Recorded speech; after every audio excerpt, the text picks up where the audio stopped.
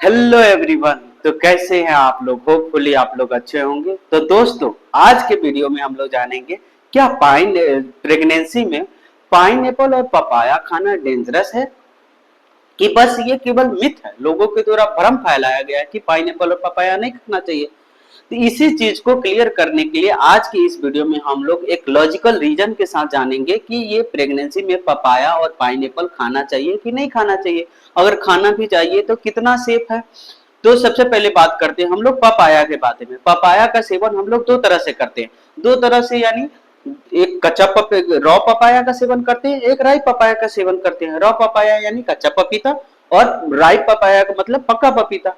सबसे पहले हम लोग बात करते हैं रॉ पपाया के बारे में। रॉ पपाया में क्या होता है, उसमें क्या होता है, लेटेक्स नाम का एंजाइम होता है। वो क्या करता है, जनरली प्रेग्नेंट लेडी में उसके यूट्रस के कंट्रैक्शन को इंक्रीज कर देता है, जिसकी वजह से अर्ली प्रेगनेंसी में रॉ पपाया खाने से अवॉइड मना किया जाता है कि रॉ पपाया को अर्ली प्रेगनेंसी में नहीं खाना चाहिए।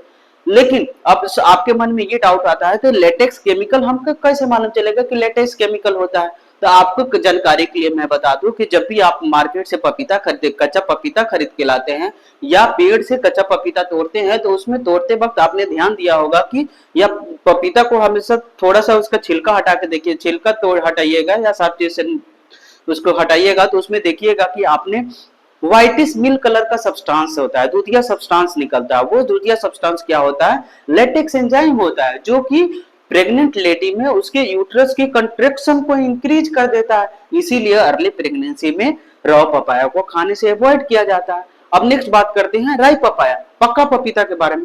पक्का पपीता में क्या होता है, जैसे जैसे अब मैंने कच्चा पपीता जो होता है, रॉ पपाया जो होता है, जैसे जैसे पपीता पकते जाता है वैसे वैसे क्या होता है, उसमें लेटेक्स एंजाइम जो होता है थोड़ा थोड़ा कम होते जाता है।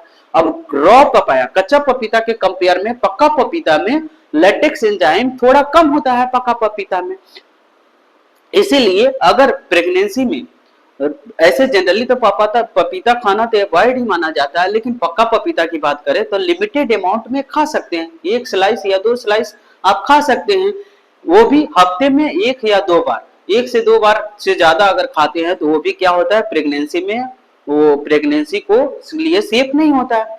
नेक्स्ट बात करते हैं हम लोग पाइनएप्पल के बारे में। पाइनएप्पल में क्या होता है, पाइनएप्पल में भी उसमें भी क्या होता है, ब्रोमेलिन केमिकल होता है, ब्रोमेलिन एंजाइम होता है। वो क्या करता है, वो जनरली प्रोटियोलाइटिक एंजाइम होता है। वो ब्रोमेलिन केमिकल क्या करता है, प्रेगनेंसी में जब भी प्रेगनेंसी में प्रोटीन को तोड़ने का काम करता है। वो जनरली क्या करता है, इनडायरेक्टली प्रोटीन को तोड़ के गर्भपात कराने का काम करता है, जिससे प्रेग्नेंट लेडी में गर्भाशय में यानी सर्विक्स वाले पार्ट में उसमें क्या करता है, उसको मिसकैरेज करने का चांसेस रहता है ब्रोमेलिन केमिकल की वजह से। वो क्योंकि वो प्रोटीलाइटिक एंजाइम होता है, इसीलिए ब्रोमेलिन केमिकल की वजह से पाइनएप्पल को भी खाने से अवॉइड किया जाता है। लेकिन अगर आप खाना चाहें तो एक स्लाइस छोटे बाउल में 100 ग्राम के आसपास खा सकते हैं, हफ्ते में एक या दो बार। उससे ज्यादा एक्सेस अमाउंट में अगर खाते हैं पाइनएप्पल या पपीता तो फिर वो क्या करता है, आपके प्रेगनेंसी के लिए सेफ नहीं होगा और वो आपके लिए हानिकारक हो सकता है। और अगर आपको फल फ्रूट्स खाने भी हैं तो फ्रूट्स में आप बहुत सारे फ्रूट हैं वो खा सकते हैं, जैसे हुआ एप्पल हुआ, बनाना हुआ, ऑरेंज हुआ, और उसके बाद पोमग्रेनेट अनार हुआ। ये सब क्या होता है, इसमें आयरन फाइबर्स भी होते हैं और बेबी के ग्रोथ के लिए काफी हेल्पफुल रहता है। ज्यादातर आपको मालूम है दोस्तों, ज्यादातर प्रेगनेंसी में 50% प्रॉब्लम जो होती है गलत इंफॉर्मेशन की वजह से होती है, सही जानकारी नहीं मिलने की वजह से होती है। इसीलिए आप सही जानकारी लो और हमेशा सही जानकारी नॉलेज लो और हमेशा हेल्दी रहो। और ऐसे ही मेडिकल रिलेटेड फैक्ट को जानने के लिए अगर अपने यूट्यूब पे चैनल पे देख रहे हैं तो चैनल को सब्सक्राइब कर लिए, और इंस्टाग्राम और फेसबुक पे देख रहे हैं तो हमारे पेज को फॉलो कर लिए। ऐसे ही मेडिकल रिलेटेड वीडियो जानने के लिए हमारे चैनल को सब्सक्राइब कर लिए। Thank you for watching this.